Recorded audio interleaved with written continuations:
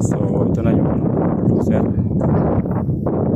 Ayan, natapos ko na, naikabit ko na. So ang kulang na lang dito, itong cover na to.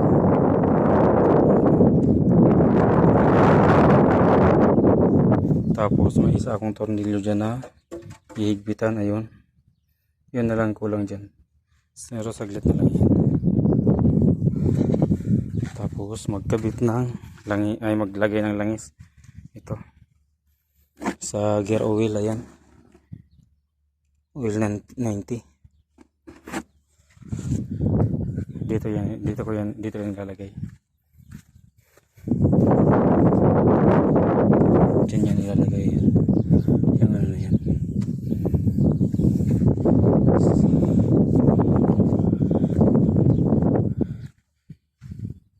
Yan na. Yung pinatungan ko, yan na. Yung binag-build upan ko. Yan na siya. So okay na. Ibalik ko na rin.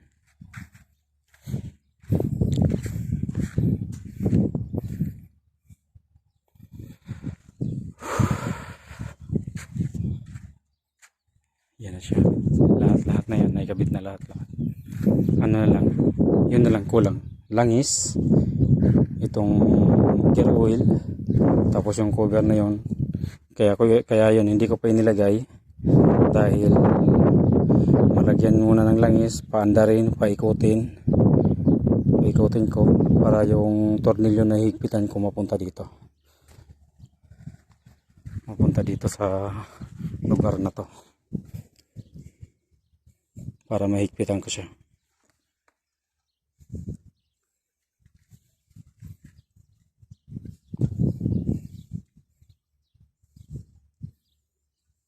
Yan na.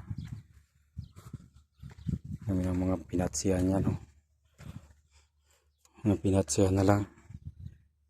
Mga crack yan eh.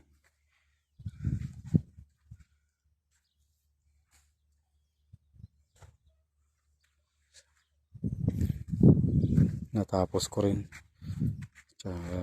Para dahan-dahan. Dahil yung mahirap pag mag-isa lang yung gumagawa. So yan, nung kinabit ko to, kinuha ko yung isang back ko. Tapos ito, hinangin ko yan, inakyat ko yan. Kasi di ba nakatanggal tong kadena. Natanggal siya. Naka-usli yan doon. Ngayon, para maikabit ko siya, mas madaling way na lang yung pagkakabit ko.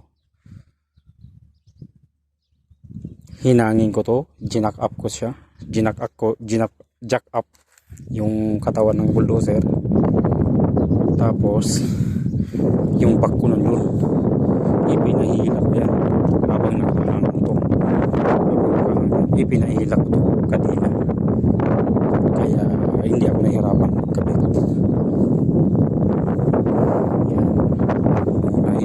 Hinihila na siya pag papunta dito kasi nandun yan sa dulo. Tanggal yan. Nilagyan ko ng kadina, yung mga kadina yan. Batak ko siya dito.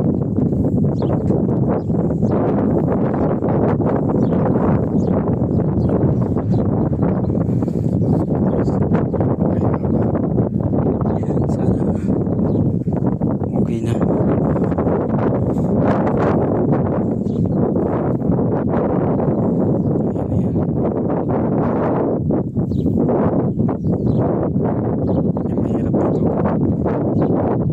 Ang nasira pa sa kanya, panloob, kaya kailangan mo talagang baklasin. Ang daming babaklasin. Kasi kung hindi mo babaklasin yan lahat, hindi rin matatanggal yan. Hindi ito matatanggal. Pag hindi mo yan tinanggal, pag hindi ito tinanggal, hindi ito matatanggal. Kasi sa pag-akit pa lang ito, halimbawa, tinanggal mo ito, nakababa lang ito, tatama yan dyan, tatama dito. So kaya ngayon tinanggal ko to, inabante kong ganun, inabante ko doon, Kaya buwelo akong nagtanggal nito, sprocket. Buwelo kong natanggal yung sprocket na yan. Saka sa pagkabit, buwelo rin ako. Wala akong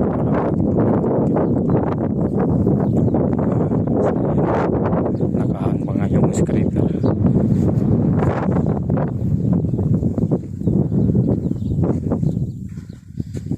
So sige po mga lods, salamat sa panonood sa aking mga munting video. Ingat kayo lagi. God bless.